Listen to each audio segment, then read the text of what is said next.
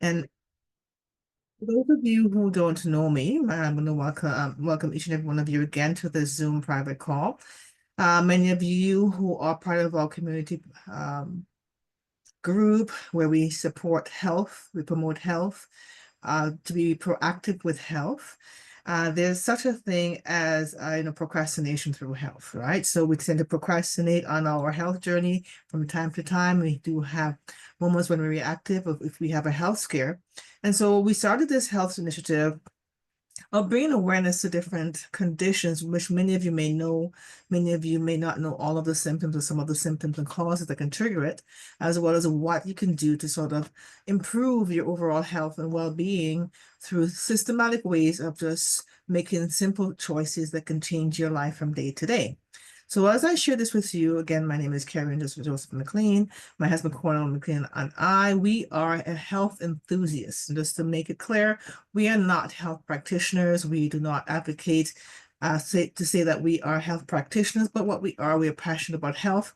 Through our life journey, we've had family situations where some have actually had illnesses, serious illnesses, some have passed on. And we all know that, death is no respecter of age, gender, ethnicity, but we know what we can do is to be the healthiest and best version of ourselves every single day until our time has come to transition from this plane. So today's topic, and again, please feel free to register for our future health talks, which we have here privately. And as I go through all of this information here with you, for those of who have actually joined through our Facebook Live, you cannot see the slides here, but hopefully I can provide a recording for this for you. And so please feel free. We have this as a live presentation every Tuesday at 7 p.m. Eastern Standard Time. And as we're doing this and sharing this, we want to encourage you to feel that it's a safe space, that after this, you can ask questions if you wish to, after I finish the presentation here. It's not too late if you wish to join in live just to see the slides. You can go to events under the Longevity of Organo group, and you can actually register. There's a free invite there, and you can register and join us so you can actually see the presentation. So today's topic is on, as I mentioned before, about allergies, seasonal allergies, asthma, what triggers asthma. There's different types of asthma, of course, and different ways where your allergies are triggered. I know for myself, going through being here in Canada for 35 years, actually, 35 years has come and gone already. And for 21 of those years, I had seasonal allergies, and I thought it was just something that you had to get accustomed to, taking antihistamines, which alleviated some of the symptoms, and then some would stay. So for myself, just as I don't have asthma, but I have people in my family who've had asthma, even one who passed away at a very early age. So this is sort of near and dear to my heart. And so as I'm sharing this information with you, I'm going to share the screen here. Excuse me.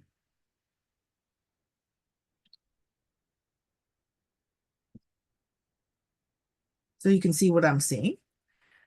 This basically covers certain things.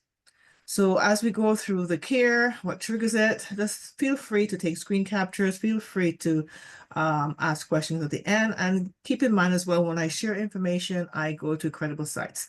So I actually visit Harvard or Yale or even Johns Hopkins, different type of clinics like Mayo Clinic. I even go to the public medical library and I gather all my information, and that's sort of my superpower in a sense, where I like to get information, give myself knowledge, but also share it with people who you think it could impact their life or change their life in a good trajectory.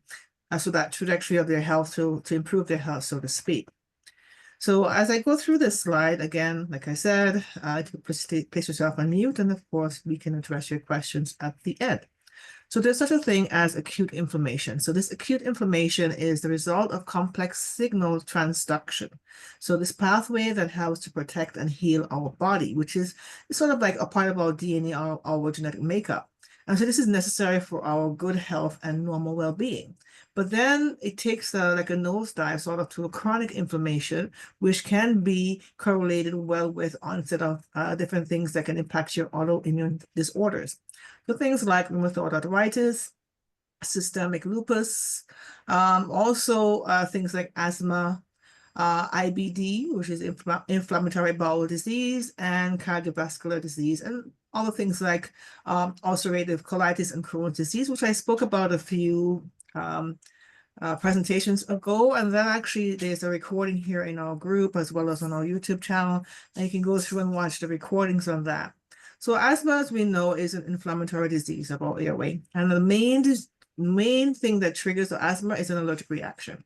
And so as you're having an allergic reaction, you may actually have, symptoms that especially if you're having a first-time episode, either as a younger person or a person young at heart, these allergic inflammation can trigger and flare up at any time. And so as I share this next slide with you, just think of some of the things that you can sort of put two and two together in a sense of saying, okay, I'm having these symptoms.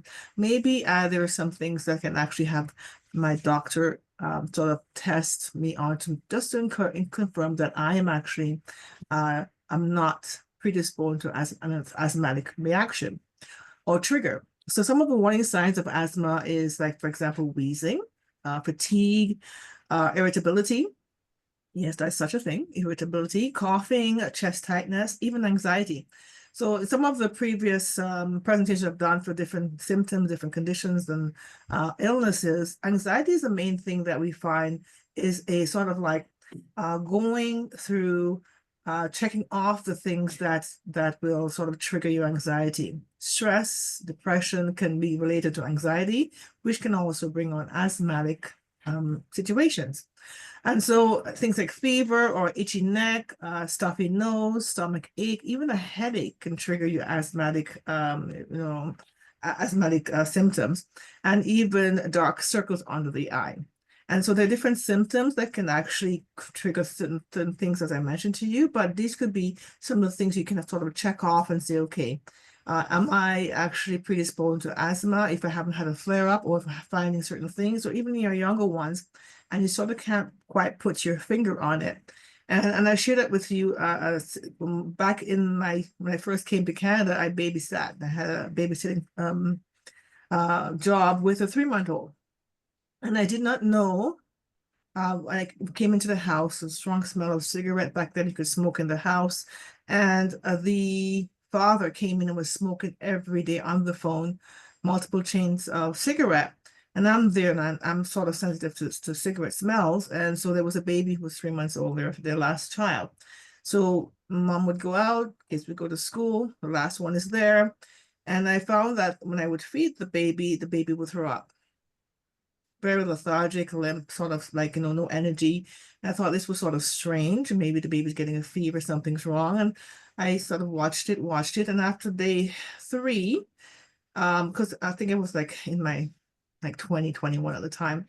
And so I was watching that and I noticed something was wrong on day 2, actually. So I mentioned that to the mom, because the father wouldn't be there for the whole time. I didn't really realize that the symptoms would calm down after he left the home from all the cigarette smell that's in the house, secondhand smoking. And in this case, she mentioned the sort of on the flippant side, oh, well, family has symptoms of asthma. So she took the baby to the hospital, came back the next day, baby has a puffer. I had to give the baby a puffer with, for his medicine in the day, and the father would continue his smoking. And so I spoke with my aunt. I said, I don't feel comfortable with this. And she said, you know what, they know what the symptoms are. She knows this can trigger asthma. You need to step away from that situation. And for me, my heart was sort of heavy, because knowing a baby of 3 months old, you have asthma in your family, and you have a spouse who's smoking chains of cigarette, and that's like not a good thing. So these are things that I didn't put 2 and 2 together. So maybe you may notice something in a family or someone in your close circle who actually can say, okay, these are some of the things to look out for, right? So some of the seasonal things as well, I'm going to switch gears. Seasonal asthma is also something that can happen. So you can have an allergic reaction or allergies for seasonal things like mold or dust or pollen. But if you're asthmatic, that can have a whole different meaning, right? So as the name suggests, for seasonal asthma, it can occur at specific times of the year. For myself with allergies, I had 9 months out of the year. So for me, spring, going through the you're going through things like winter. I had it as well. Dust, I had it through the fall. Summertime was sort of okay, but for me, my voice would change, things would happen. So these are the things you have to look at as well. So for example, when you have seasonal allergies, so asthma, the things that can worsen or flare up, given, the seasonal asthma, things like thunderstorms, sudden weather change, extreme hot or cold, hay fever can happen, pollen levels can arise, days when there's more pollution in the air, even winter months, as I mentioned for myself, even the flu virus or the cold virus and common air and common things that can happen. So as I mentioned this to you, that to keep a check of things that you're going through is also for if you're having allergies, this can actually happen as well for some of the things that can trigger. So as I mentioned this to you, nice, apologize, nice. My screen hit something here. So occupational asthma is another one. So for example, insecticides, aerosols, paint chemicals, floor dust, latex gloves, other harmful substances. And so things that can trigger occupational asthma. You may not have any symptoms, and then all of a sudden you have this onset. And so I mentioned this to you because my mother, she's now passed, she had she owned a cleaning business for about 25 years. And so she had it was built like an ox, she could take certain smells. But one day she mixed two different chemicals, and those chemicals actually had an adverse reaction, and she developed temporary asthma. So she had to be rushed to the hospital, and that hospital now gave her some puffers to take for a certain time because she was cleaning a bathroom, and those toxins sort of inflamed her breathing. So her lungs was inflamed. So it wasn't classed as asthma, but asthma related. And so these things she was now mindful of going on as she continued her business for those 25 years. But what can you do? Avoid the triggers. Best prevention is to be aware. And also, you also need to change your job to avoid these exposures, especially if you're having flare-ups. So certain things you want to think of is to take a step back, identify the times that things are triggering, and write them down so they can sort of be mindful to know that if this is going to be a job hazard for your overall well-being, that you may need to change position, change your profession, or also to change how you gear up to protect yourself, your breathing, your size, everything that can potentially trigger your occupational asthma. Another one is called cough variant asthma.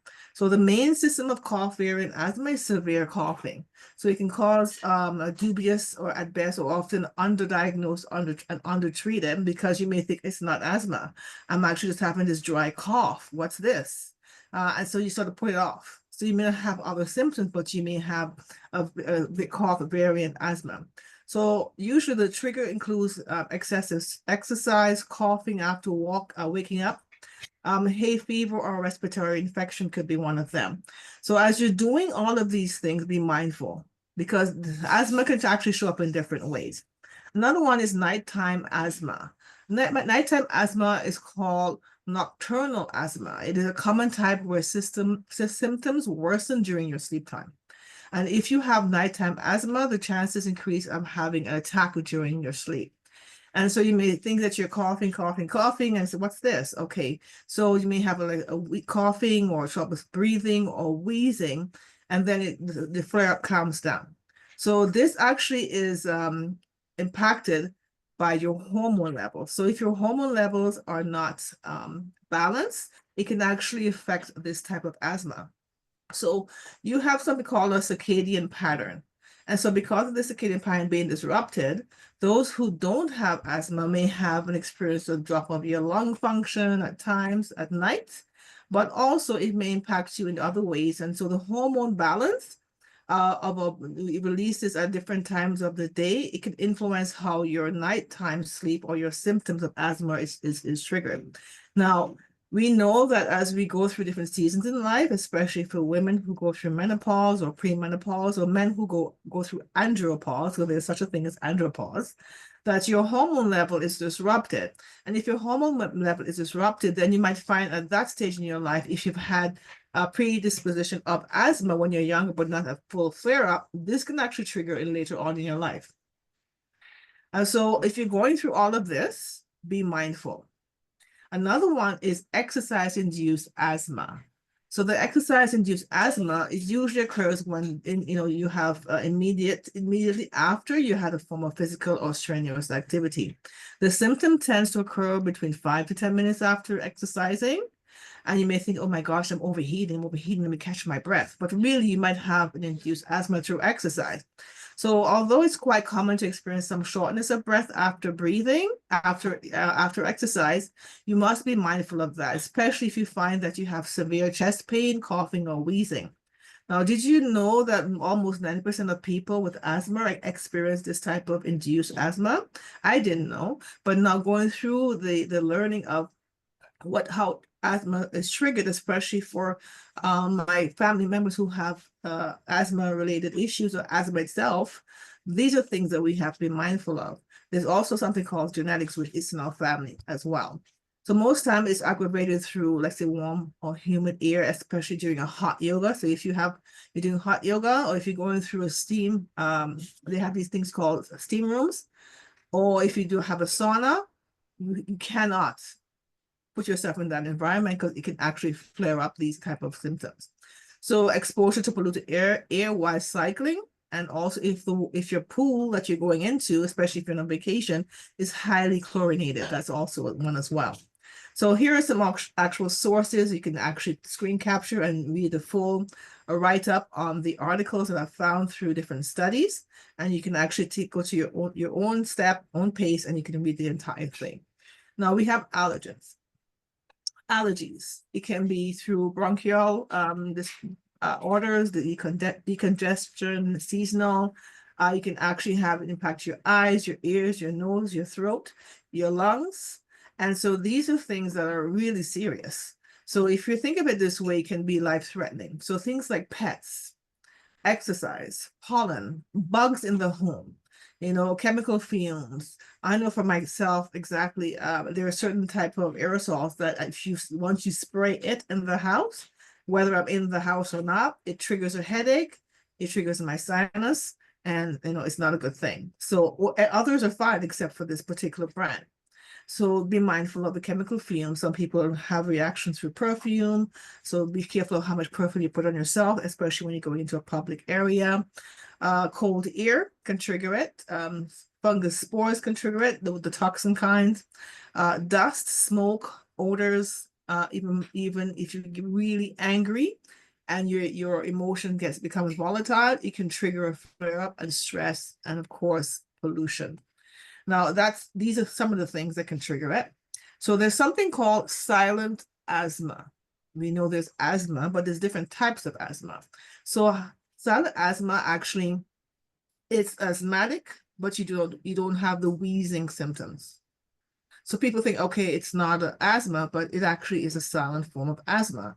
And so all wheezing symptoms are not asthmatic, but we know that wheezing is part of the symptoms for asthma. So this silent asthma, this means it is not necessary that the person who does not produce wheezing noise while breathing cannot have asthma, right? So are there persons who produce such noises necessarily have asthma? So there's certain things, key factors you have to look at, indicators.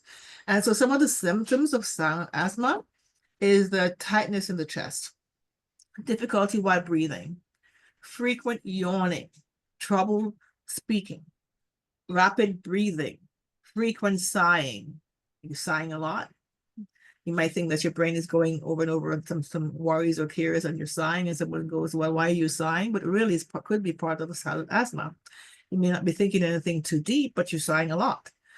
Fatigue is one of them, and dizziness. But some of the severe symptoms that needs your prompt medical attention is your distress. If you find that you're worrying or you feel agitated, overly fatigued, chest constriction, having difficulty breathing, speaking is also a challenge. So you may have a rapid breathing or trouble speaking, but when it's a challenge that you can't really articulate your words, that's one of the symptoms that you need to tell the person next to you. You think you need to go to the hospital. Just don't wait and go to sleep and then think you can go to the doctor the next day, because that could be death. That can cause a death as well, right? It can be impactful to your health. in a severe way. So some of the causes that we have found is that there's no specific way to find out the accurate cause of silent asthma, but there's certain key risk factors that you have to be mindful of. So they include genetic reasons. Obesity is one. Several infections of the respiratory symptoms or system, pollutants represented in the air at certain times of the year, and of course you may have allergies. For example, seasonal allergies can trigger that. So the silent asthma attack, we know, for example, we talked about environmental circumstances. If you're overly exposed for too long, being underweight is one of them, not just obesity. Or if your child was prematurely born, that means that their lung capacity, the immune system may have been, compromised, and so they are more prone to have asthma or asthma symptoms, for example, the silent kind. The hormone adjustments I mentioned before, and smoking, including the I forgot what we call these, the ones they used to substitute for smoking, which is the puffers. Forgot the name, but you guys get the gist of what I'm trying to say. So these inhalers that they used to sort of get you weaned off of smoking. Also unhealthy weight gain or loss. And of course, if you have that, I mentioned before, breathing infection. So treatment of disease is not just one approach. There should be a way to be able to have a complementary sort of package, or I say in your basket of arsenal, so to speak, of what you need to do in case you have an episode, or you think that you're asthmatic, or you found that, okay, you're in certain situations or sort of like, environment that is sort of gonna, you think may trigger your asthma. So for example, if you're not on medication, but you think you are, seek medical advice, of course. I don't want to mention one thing as well. I had a cousin. She was very young, in her teens, and she was severely asthmatic from the time she was a baby. And unfortunately, at 13 years old, she passed away back home in Dominica. And unfortunately, through the different puffers she was taking, I'm not sure the exact circumstances, but on her way home from school, she passed away on the road with her sister. And that was very, traumatic for us, much less her parents. And she was the sweetest soul, very quiet, always polite, always smiling, so loving. And she was taken too soon. And so that hit us really, really hard, especially in our family. We know that elderly will pass on a certain age, but when you hear a young one passes from asthmatic, she actually had a heart attack on the way home. So her heart sort of failed, and this can be part of the asthmatic, symptoms that you can have. In this case, it led to her death. Now, she was taking her puffers, and we know over time through different types of studies with medicine, some medications have a heavily steroid base, and so steroid over time can weaken your heart. I'm not saying that was the case that caused her to have the heart failure at the time to the asthma attack, but doing the research over time, I've noticed there's a trend that yes, most medication or all medications on the market, although you have one treatment for one condition, can have multiple side effects. And if you go through the commercials, it can last up to 7, 8, 9 types of side effects. So just be mindful of the medication you're taking if you're asthmatic.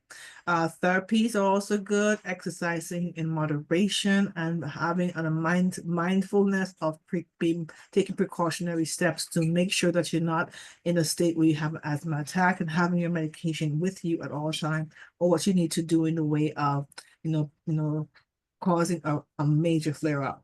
So we know that medication includes the treatment of both acute and chronic conditions. So it's necessary to control both of these, especially in the cases where silent chest or silent asthma, it sort of creeps up on you, and it can also prove fatal if you're not being mindful of that. So asthma attack symptoms, I would suggest you to never ignore, especially the people around who have the ability to have a flare-up. If you know this is in your family, make sure you check with your doctor to confirm if it's hereditary. And I have a niece. She didn't know she was asthmatic, another niece, and she was doing rugby in school. And she loved playing rugby, so she was like, pretty strong. And she went to school. They have the turf, the artificial turf, and they had to call us from the hospital to tell us that she had a flare-up and she had become asthmatic, and she was not asthmatic before. Her mom was asthmatic at the age of 3, but the asthma went away, and that asthma flared up when she hit over 60, sorry. And so it can be dormant and then come up again because you have an underlying condition, because there's certain things that can trigger it. So in her case, she's now asthmatic, and so is her mom. So here we speak about genetics, right? So how were we tested overall? No, we were not. But we didn't realize there was it could be genetic. And there are other people in our family on our maternal side that actually have asthma. So I can count on my hand, I think there's about 5 or 6 people in our family who are asthmatic, but it's not every single person who shows the trait, right? So people with cough variant asthma may go through to develop classic asthma, right? So not all, but some. So getting cough variant asthma diagnosed and treated early can prevent it from progressing or becoming worse. So again, be mindful of that as well. And so as I share this with you, and I'm sure if you have people that you would like to have see this or hear about this, you're more than welcome to send the invite to them.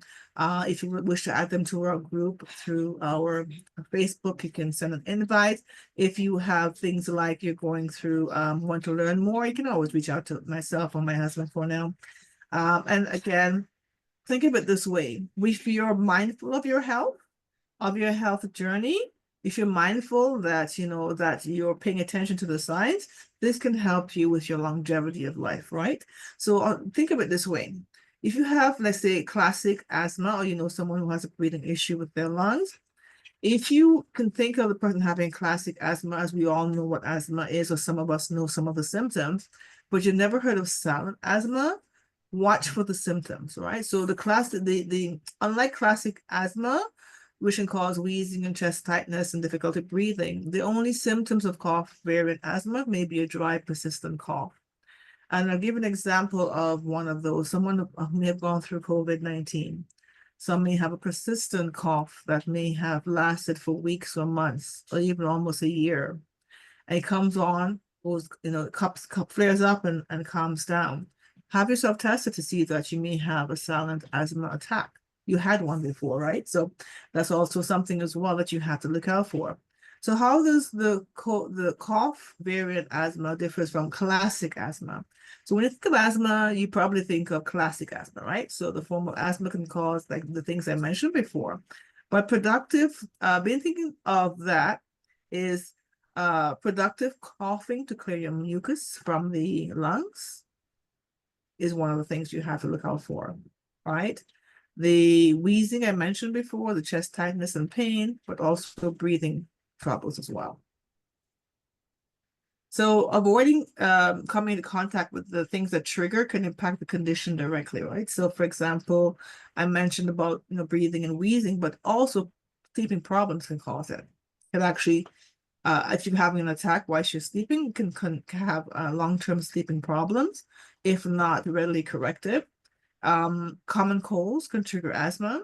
Also, I mentioned smoking before, but now we don't have smoking in the inside. It's not allowed, but if you're on someone who is smoking outside, just be mindful that it doesn't give you a flare. You find that you're having a dry cough or a cough right after someone is smoking next to you. You have to be mindful of that as well. Fatty foods is one of them, can trigger asthma. We know dust and pollen and those things do, but fatty foods. So highly processed food can trigger that. And bacteria and viruses can trigger your asthma as well, because it's impacting your immune system and your breathing capacity. Your lungs are directly impacted, right? So some of the common triggers of asthma attack, as I mentioned before, I want to mention a couple more. Bronchitis is one. Having the flu is another one. We know that people catch the flu once or twice a year, depending on the immune system. Bronchial symptoms can have. I know for myself, when I was, I think I was 27, I caught a terrible cold. And thankfully, it didn't turn into anything else besides a bronchial pneumonia, because that could last to something else long lasting. But one lung had bronchitis, one lung had a cold, and it led to something else, which lasted for about 6 months, which is called Bell's palsy, not related to this. And I had to be mindful of my, my respiratory system. So I always dressed correctly. I would make sure that I kept my immune system supported, so that way that I won't have a flip of that. And thankfully, I don't have asthma, but in this case, someone who has a predisposition to asthma, if they get those type of symptoms or respiratory infection, you can have a long-term, at most worst case, non-reversible symptoms, right, for life. So physical activity is another one. I mentioned that before. Now, if you're going for walks or run, and you run or you walk a lot, walk with your medication. Make sure you have your phone with you. If you have a allergy, a bracelet for your medical help, make sure that you're properly cool in hot weather. Make sure you're wearing the proper hats, clothing, gear to keep your airflow, all these things, so that you sort of be mindful of.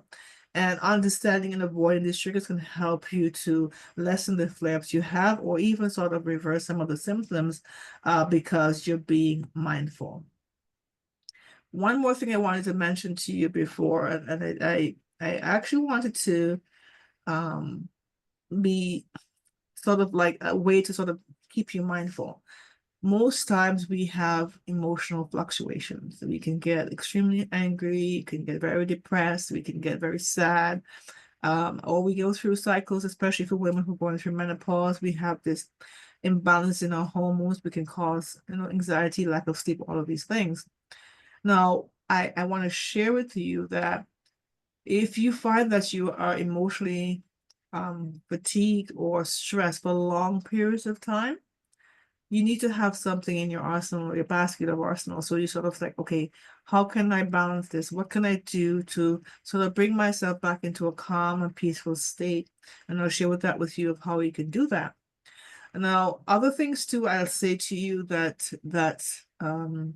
may be given to you for medication. Things like beta blockers, which is for the heart, and for other things, aspirins and non-steroidal anti-inflammatory drugs can be given to you and prescribed to you, but also there are other things too that can help you in conjunction with what you're working with, or if you choose to go a natural way. What do you prevent? How do you prevent asthma attack? Some of the things I'll say to you is not all asthma attacks are preventable. But taking the medication or identifying and avoiding your individual asthma triggers, and following up regularly with your doctor, make sure you have a good, healthy conversation with your doctor, can help to keep the attacks at bay. So a variety of factors may play a role in triggering your asthma attack, but taking the right steps can help you to stop asthma in its tracks, right? So if you think that, this information is good for you, I'd like you to put a 1 in the chat, or if you're on our live here, just put a thumbs up so that we can know that we're on the right track of sort of building awareness to the different symptoms we're sharing here on the Health Talk with myself, Cornell, and those of us who are like-minded in a health journey. Keep in mind that it's important to work with your health practitioners, but also seek additional advice. A doctor can give you an educated guess because he studies pharmaceuticals. He or she, studies pharmaceuticals. But also, you have naturopathic doctors, you have nutritionists who can work in conjunction with what your health plan is to help you to have the best sort of solution to help you with your well-being as you're going through your asthma, I call it asthma journey. Now, recognizing the signs of asthma attack, I mentioned those before. Another thing to look for is, and I have it here on this information, this slide I'm sharing with you, is not only going to find persistent cough or wheezing and those common signs that we sort of know about, or mild shortness of breath, is blue lips or face. And so that actually is another symptom as well, as we're having a severe symptom. So be mindful if someone gets really quiet, they're in your presence, They may have the silent asthma, or they find that they have the classic asthma sign. That's when you need to be able, if you can't administer first aid right there, then call out 911. You need to be able to get them to the right help. But search to confirm, or if they can shake their head or nod to you, if they have a puffer in their bag, and you can help to administer the medication to sort of help them to clear their airway so that they're able to breathe, because that is what would be a life-saving step. So if you can learn these signs or be mindful of these signs, you can be that person who's there for that person to help them. If you're always in their presence, the most time they're in the present, if you have that, you can basically sort of educate your family that, in case I am not able to speak, in case I'm not able to communicate with you what I'm feeling, and you're not able to understand my signs, these are the things that I need you to be mindful of, that you can notice the signs. You can just check my bag, check my pocket to make sure that you're administering to help me with clearing my airway. And so symptoms don't always improve, with quick result relief medication. So if you find that person having an attack, you sort of help them, right? Not sort of, you have to help them, because it is your moral duty to do that. And then you also reach out for 911, or be able to get them to, if they're able to breathe, but get them to the hospital right away if they're in close proximity. So this requires immediate medical attention. So this is my gift to you as the way of being mindful. So some of the immediate steps, as the person who's helping the person who's asthmatic, or the person who's having the asthma attack, is to stay calm and sit upright. Don't panic. Don't exaggerate the asthma symptoms. Sort of bring down your heart rate, and also try to breathe as best as you can if you're having severe cases. And having an attack, breathing and staying calm will help you to recover from that attack in a fast turnaround. So sitting upright helps open your airway and make breathing easier. So avoid lying down, because it can worsen the symptom. If you're actually helping the person who's having an asthma attack and they're trying to lie down or to lean back, have them sit upright, and let them know that they have to sit upright so that their pathway is not restricted. Also, I mentioned before, the relief inhalers, if the person has it on them, or you have it, or you're not thinking clearly, and you communicate that to someone non-verbally, then that will help you to have a faster recovery. Other techniques that can help you or share with you in what to do to sort of have these techniques and ways to help you with if you're having an attack, it's called this is a type of techniques called diaphragmatic breathing. So if you're just having a mild to moderate, not a severe, you can sit down or lie down with knees bent up. You place one hand on your chest, the other on your stomach, and you learn how to breathe. So on my slide here, it tells you the steps. Another one is pursed lip breathing. So you're in a seated position, you inhale slowly and deeply through your nose. You pucker your lips as if you're going to whistle, and it tells you the steps here. So of course, I have it here on my slides, so you can take a screen capture of this as well. And for those of you who are not here on the Zoom and you're able to hear me speak, then of course you can get this as well at a later time. Papworth method is one. You're either sitting or lying down. Of course, you're having a mild case, having a severe case where you have to sit up. You relax your body and mind, and you practice diaphragmatic breathing techniques. And as you breathe, you imagine your chest and shoulders are staying relaxed and still. So that's one of the Papworth method. But Buteyko breathing is another one. And again, you're focusing on your breathing in and out of your nose, not your mouth. And then you're practicing the breathing over repeating the steps several times. Again, the steps are here on my screen. Nasal breathing is another one, breathing in and out of your nose, relaxing your jaw and the throat and the muscles. So you're practicing relaxation, and you're maintaining that over time. Combining yoga and breathing is also very good for you. So you're not doing excessive exercising, but you are finding that you're doing this type of exercise through yoga poses, such as diaphragmatic breathing, which may help to improve your asthma symptoms. Another one as well I want to share with you is when you have asthma, it's important to follow your treatment plan. Don't divert from that. If you're taking that and you find the medication is too strong, speak to your doctor. They can change the medication maybe to a lower dose for your puffer, or if it's not the right type of puffer that you're using. But there are other ways you can improve your overall well-being if you're prone to asthmatic attacks or severe allergies. So medication we know is one, but music therapy is another. Acupuncture is another. If you didn't think of that, actually helps to clear the pathway or your airway. Massages help as well. Yoga, Tai Chi, herbs and supplements, anti-inflammatory foods such as probiotics or good bacteria is also good as well. And I also put the source here on my screen so you can actually go to your heart's content and you can read through on that particular right up through the public medical library. But in addition to all of this, one of the things I want to share with you is I've become a fan of superfoods. And the superfoods I'm actually very, very excited about. I've been utilizing for the last, I think, 12 years. As I mentioned to you, I had really severe allergies. I had to take antihistamines. I would take 20 milligram, and I would still have some of the symptoms and signs for like months. And then my voice would change. I would sound like a man. I have itchy ears, throat, eyes. And even though my sinus would not be draining, but then I'm having other symptoms that would not fully alleviate. So it's been 12 years now. I've not had any allergies. It has not triggered in 12 years, going on 13 years now, thankfully. And all I did was simply make one small change. And I'm advocate for taking vitamins, but I'm terrible at staying consistent. And coming to taking medication and pills, I start off good and I fall off the wagon. So if you're like me, the 97% of the population versus the 3% who are consistent, then I'm sharing this with you, right?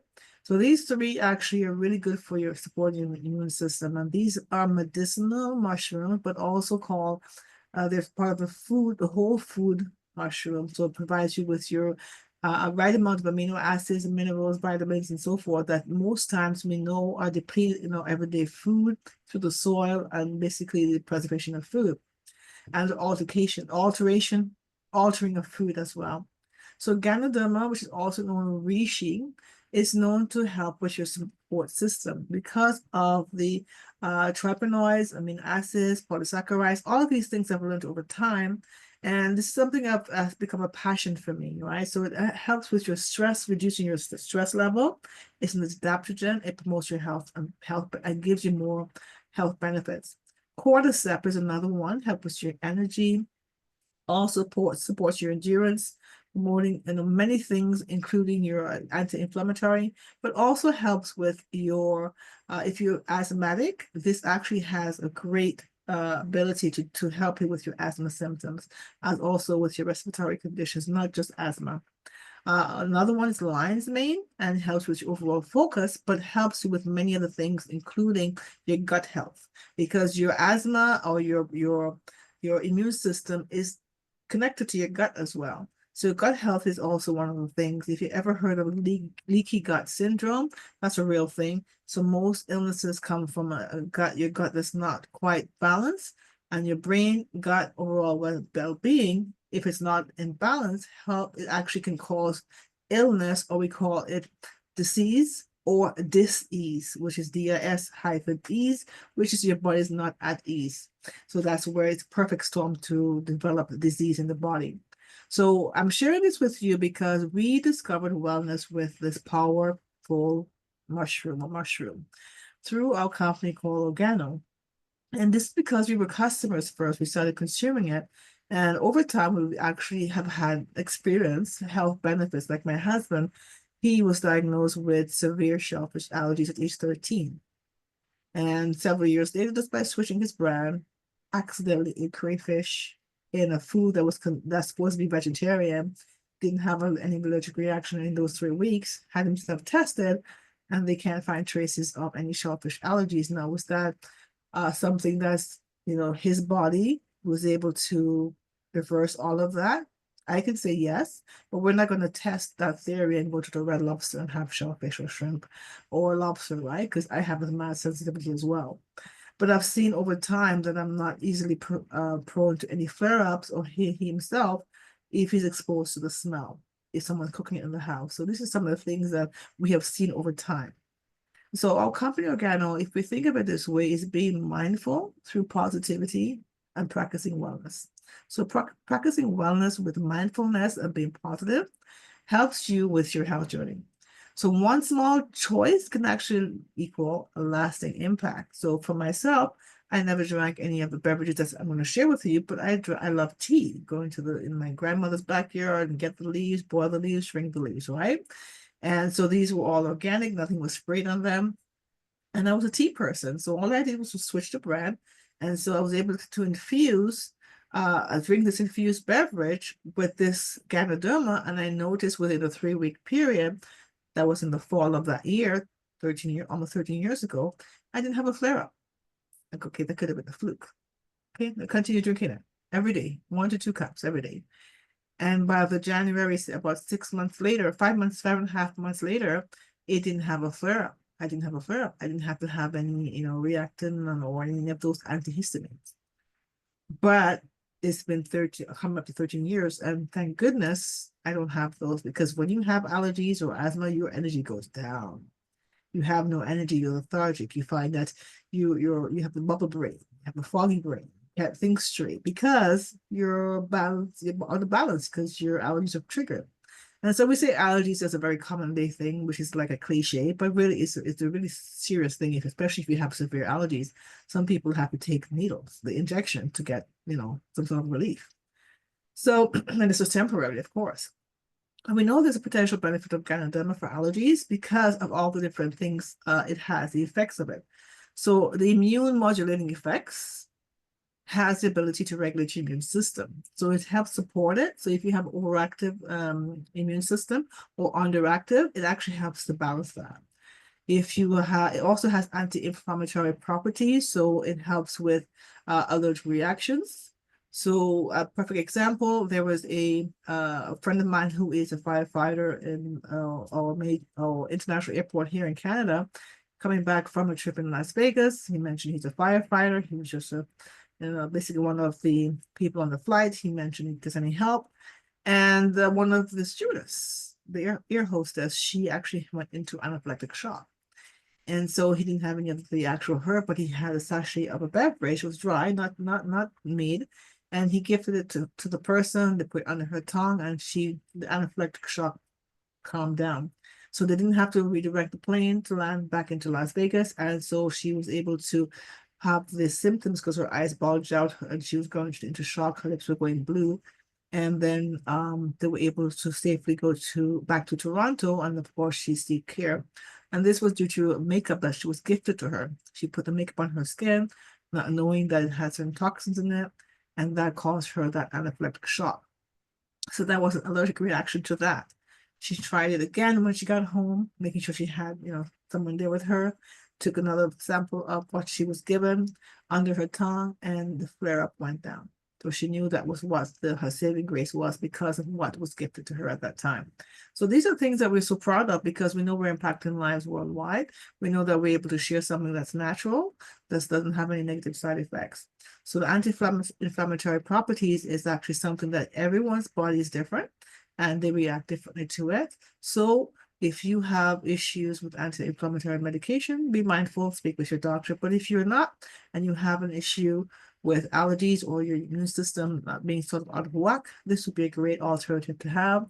It actually has it's antihistamine. So it has histamine release inhibition. So that means that what you have as a chemical in for example, you're taking for allergies that are laid with medication with chemicals. This has the same properties, and it actually helps reduce things like itching and inflammation in the body. It also has anti-pruritic effects, and that actually inhibits the itchiness you have, and it actually helps to reduce or releases the inducement of allergies. So all the things I want to share with you is that if you have a whole food or medicinal food that can help you support your system, and also have these effects, it's actually a win-win. And so just to share with you from all the studies I've found and speaking with naturopathic doctors, nutritionists, even going through the public medical library, there's no negative interaction with any medication that's been taken right now. So if you're currently taking medication for particular conditions, this is something you can add to that could help you with your body and protect your organs and your cells, as well as actually you're taking whatever you need in a chemical way to help to balance both. So if you're going through certain type of symptoms throughout the year, this is something I would highly recommend you consider as well. So I'm sharing this with you, and I'm actually going to sort of I'll continue this. I was actually going to wrap up the live call, but I'll continue because we're almost done here. The Ganoderma, there's a PubMed study. So everything I show you here has a PubMed ID.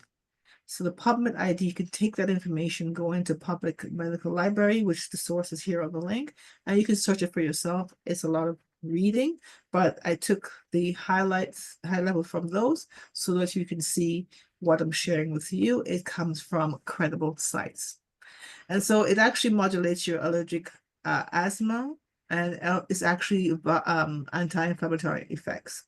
So this PubMed I mentioned to you, it helps to relieve the coughing related to asthma or coughing related to your allergies, but it also provides nutriments for your body. It also strengthens your body as well.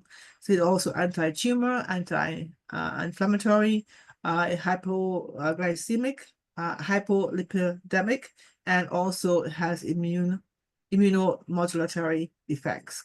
So these are some of the things that we know. It also helps to fight stress, supports the immune system, actually helps with a better mood, also aids in longevity. There's also suppression of inflammation and allergic responses, but also the Ganoderma grows into 3 stages. So it has the rooting body, sorry, the roots, which is called mycelium.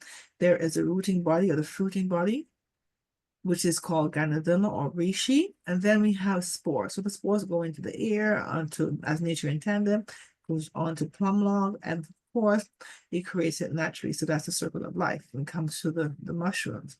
So it helps with your airway, so hyper-responsiveness.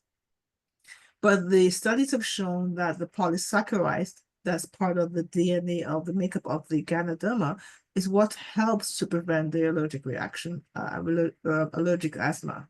So this actually, you have less flare-ups. So keep in mind as well, it's not a one solution fit, because you have to be mindful of the environment, the heat, the cold, all of these things. So you're sort of practicing mindfulness as you're having something to help you with your overall well-being through, if you're going through asthma or allergies, including seasonal allergies. So we know that with the certain foods, there's certain types of antioxidants. You know, you can have avocados or garlic, you can have cinnamon, you can have things like dark chocolate or tomatoes, green tea. We know they have a certain amount of antioxidants. But just to put into perspective, you would have to have, so for example, let me go back one step. The Ganoderma itself, just by having a single dose, can give you up to 150 antioxidants in your single dose. Whereas you have to have 7 whole avocados to get that much. So one avocado can give you 7 antioxidants in the way of the measurement. You may have to have 5 whole oranges to have the right amount of antioxidants you may need for that amount. But this is 150 versus you have to have at least 10 to 15 times the amount in quantity of your everyday foods to get the right amount of antioxidants your body needs. So giving your body the right amount of omega-3s and probiotics and supplementary foods, we all know this, right? But what if you're consuming something that's a whole food in your everyday consumption by simply switching a brand of what you like? And I'll share that with you in just a second. So we know that medicinal mushrooms are higher, are higher fungi with nutraceutical properties, but they're also low in calories and fat. But it has the highest amount of rich sources of nutrients, bioactive compounds such as carbohydrates, protein, fibers, and vitamins that we take sort of for granted, because we know we eat to sustain energy, but we're not getting the right amount of nutrients. So a perfect example is we go through, especially women who or men who have melanin in their skin. The non-Caucasian may need more vitamin D3, for example, to get the right amount for their body. Vitamin D3 is one of the things that is we sort of like the body can actually produce. It's the only vitamin it can. So someone who's a Caucasian can go into the sun and get their full daily need. Whereas for us, we don't need. So we may not know that we're deficient in vitamin D3 unless we actually pay for that blood work. Because it's not something that's covered through most health plans that's provided by the government. So you may not know that you're depleted, so you may find yourself more achy, more tired, you're more prone to certain things because your immune system has gone down. So what if you were to take something that's natural every single day without even overthinking it, that can give you the right amount of nutrients you need, including your vitamin D3. You can actually take it in addition to your vitamin D3 if you're actually depleted in your vitamin D3, which actually I was at one point. And I actually had to take vitamin D3 a certain percentage along with what I'm taking, which is my Ganoderma. So antioxidants, terpenoids, flavonoids, we all know come into our foods, provided through our foods, but the right amount is what we have to challenge today. Another part of the family of mushroom is called cordyceps. And that cordyceps is another mushroom that's been used in the Eastern culture, along with traditional Western medicine, but in taking conjunction, especially if you're going through a health condition. So it's like a treatment you're taking in addition to what you're doing. So it actually provides and promotes, well-being, but it's a great herbal remedy for treatment for airway disease, things like lung infection, lung disease. You may have asthma, or even overall, like you had the flu or even COVID-19, things like that, what you need to support your system because your immune system has been compromised, right? Because we all know if you had an illness, your immune system will definitely be compromised, or it was compromised, and then you also got this particular condition.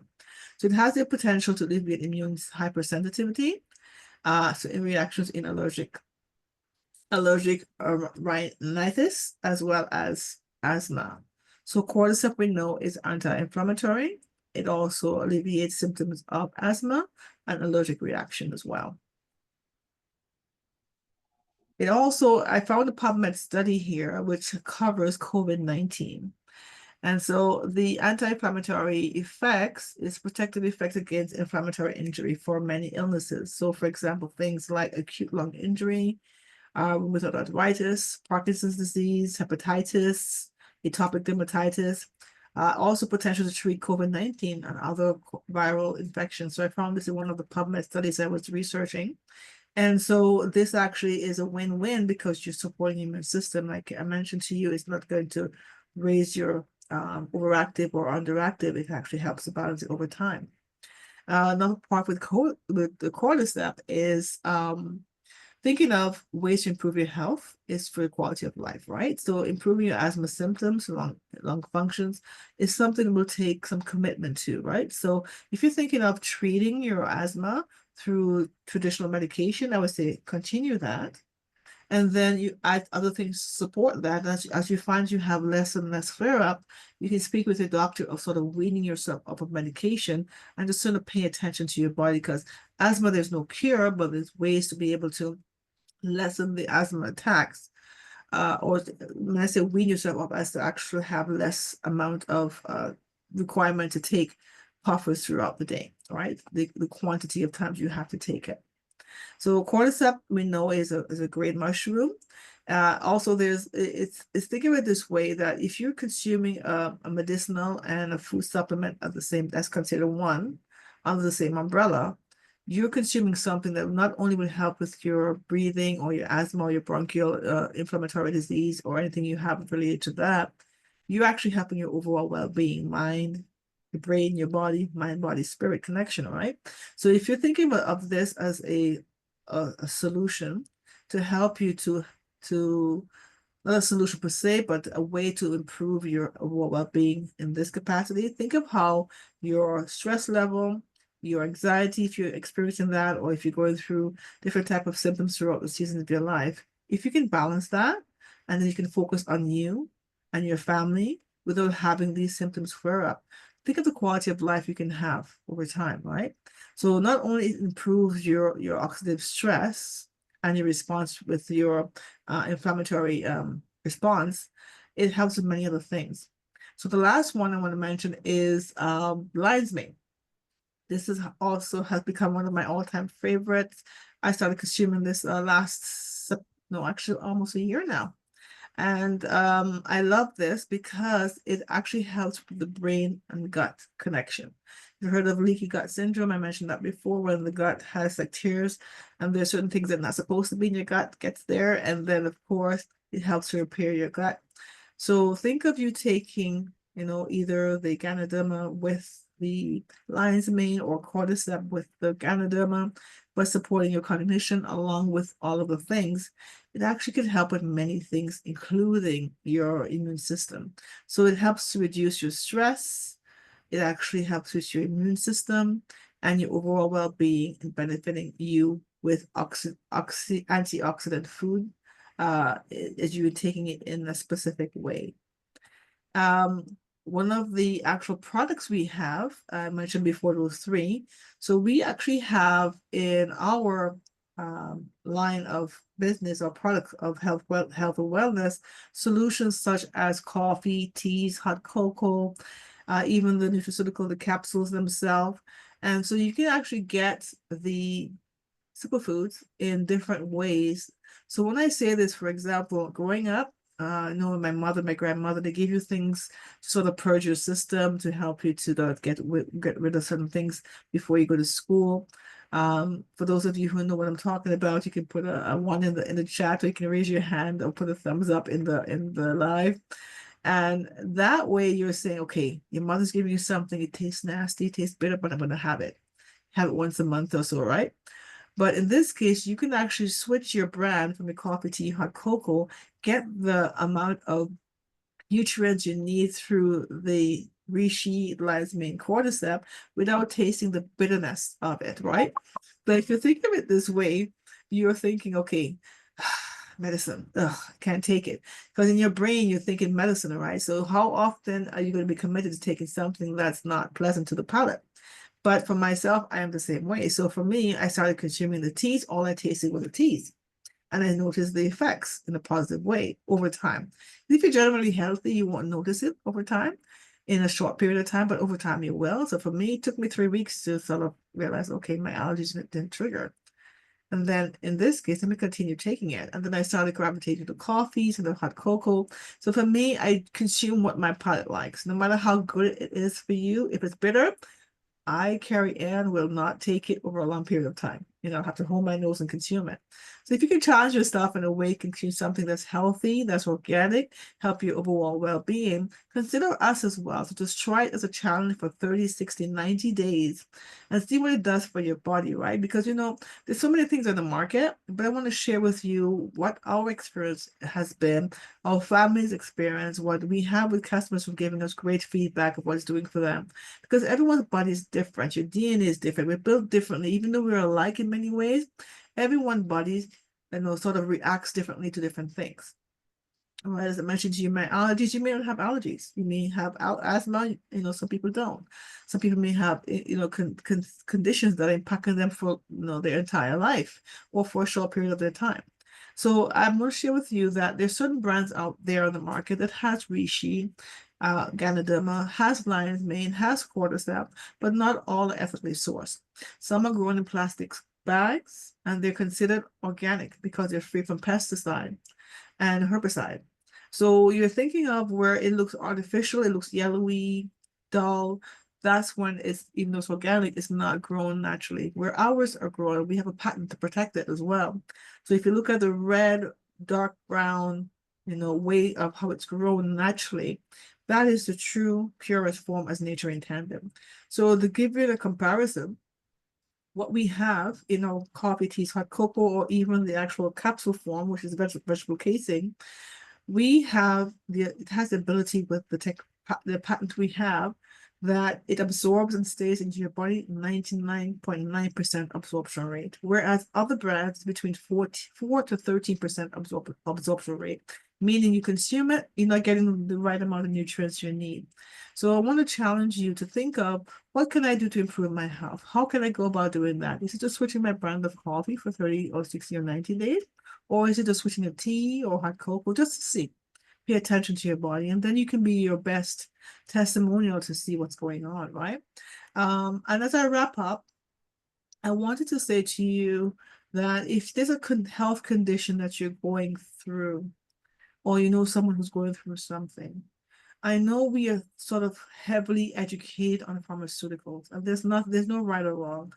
We are heavily educated through our doctors and through, you know, um, we're looking at, what the doctor says, what the doctor prescribes, the surgeries we need to do, and everything there's a need for all of this. I can share with my cousin, she went through cancer, and thank God, she's 5 years in remission, and she had to do surgery.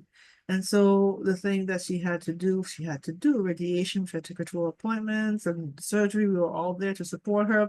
But that I knew what the actual medication can do for your body, but also the side effects. We all know that when it comes to chemo or radiation. But I gifted her a bottle of the spores, the capsule, because I knew from our naturopathic doctors I spoke to that it protects the organs, protects the immune system, supports the immune system, especially if you're taking chemo or radiation. Your immune system can be wiped out, right?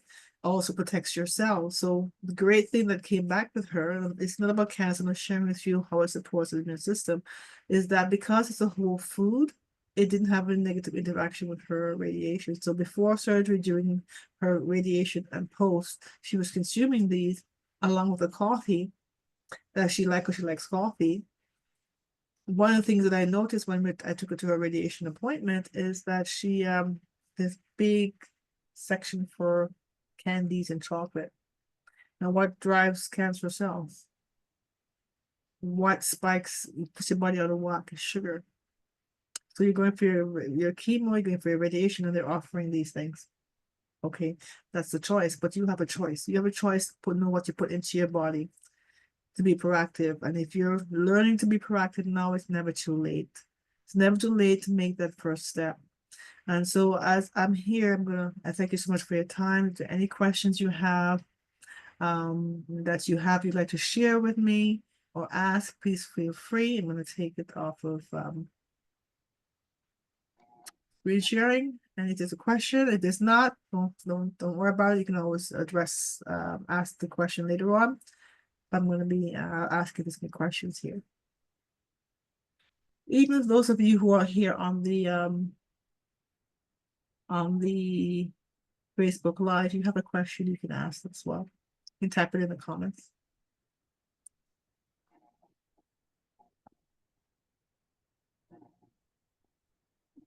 Okay, so I guess we have a few shy people. So if there's no questions here, I'm going to end this Zoom, but we feel free to go to the events in our Facebook group. For those of you who have connected with one-on-one, feel free to join us next Tuesday at 7 p.m. Eastern Standard Time. I will send what the topic will be, but if there's a specific topic you'd like me to speak on, I can certainly do that. I include it into one of our ongoing presentations. Last week we spoke about insomnia and sleep disorder. We spoke about different conditions like menopause and epilepsy. So there's so many different topics, many conditions that people are impacted with in a negative way. But if we could be there to provide you a safe space so you can share your concerns or ask questions, we're here without free of judgment so that we can support you the best way we can. Thanks again for your time, and have a great day.